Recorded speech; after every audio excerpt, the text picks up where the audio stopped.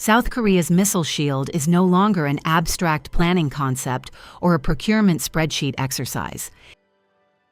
It is a system under constant pressure from a real and evolving threat environment, shaped primarily by North Korea's expanding missile arsenal and increasingly complex launch doctrines.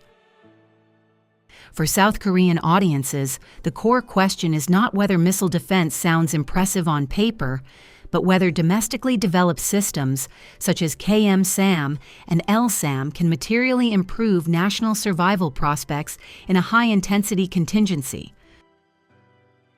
Over the past several years, North Korea has demonstrated a steady rhythm of missile activity that has altered threat perceptions in Seoul.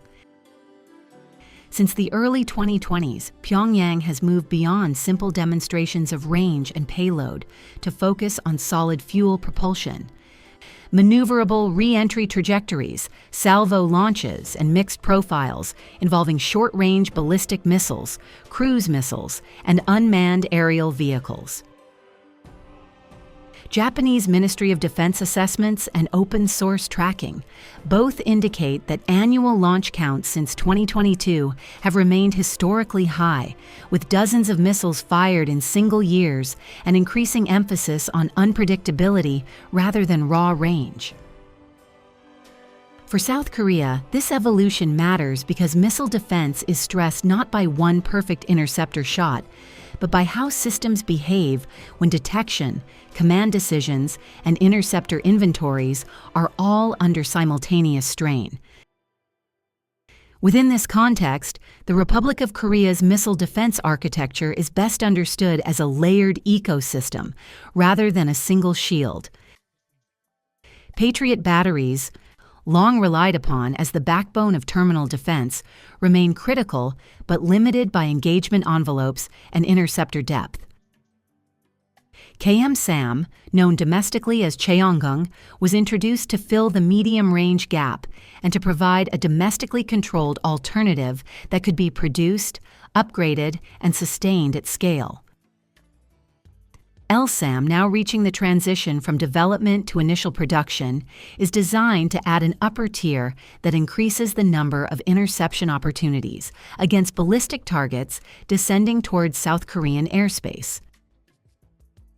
LSAM's operational role is often misunderstood outside specialist circles. It is not intended to replace Patriot, nor to replicate high-altitude intercept systems. Instead, it provides a dense, mobile, medium-range layer capable of engaging aircraft and certain missile threats within a defined altitude and range window.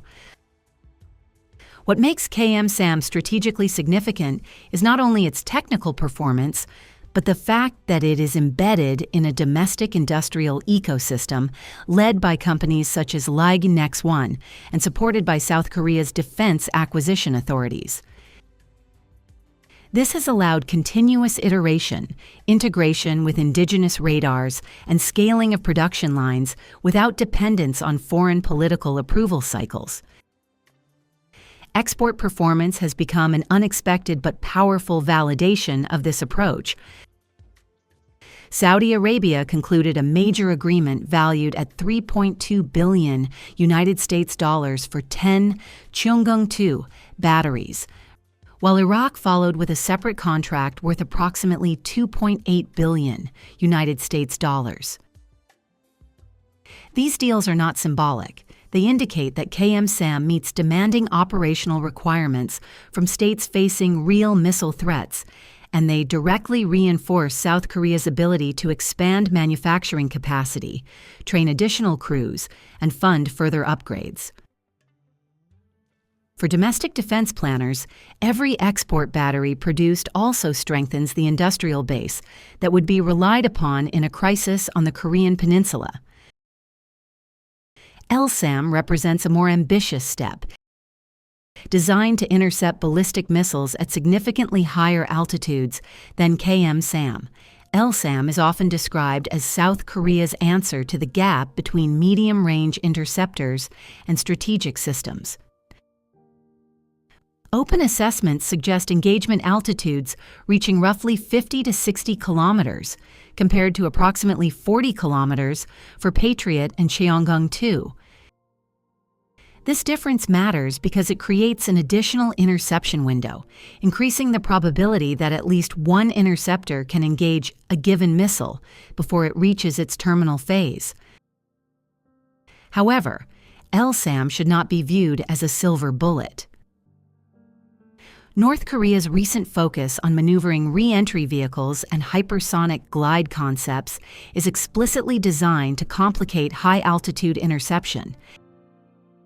Even a successful intercept at upper altitude does not guarantee debris safety or eliminate the need for lower-tier defenses. The real contribution of LSAM lies in forcing an attacker to overcome multiple engagement layers, each with its own sensors, fire control logic, and interceptor inventories. From a defensive perspective, this increases uncertainty for the attacker and buys decision time for commanders. The most demanding test for South Korea's missile shield is not a single launch, but a saturation scenario. In such a case, North Korea could combine short-range ballistic missiles launched from multiple locations with cruise missiles flying low profiles and unmanned systems intended to clutter radar screens. The purpose of such an attack would not be to defeat interceptors individually, but to overwhelm command and control systems, force difficult allocation decisions, and exhaust interceptor stocks. This is where industrial capacity becomes inseparable from operational effectiveness. Missile defense success under saturation depends on how quickly interceptors can be produced, transported, and reloaded, and how resilient sensor networks and command links remain under stress. South Korea's emphasis on domestic production provides an advantage here. Unlike systems that rely on long foreign supply chains, KM-SAM and LSAM interceptors can be manufactured and refurbished within national facilities, subject to domestic prioritization. Export success has accelerated this process by justifying investments in tooling, workforce expansion, and quality control systems that would otherwise be difficult to sustain politically.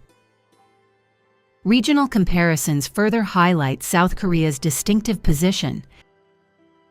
Japan fields advanced sensor networks and sea-based interception capabilities, but its defense industry has historically been constrained by export and production limitations.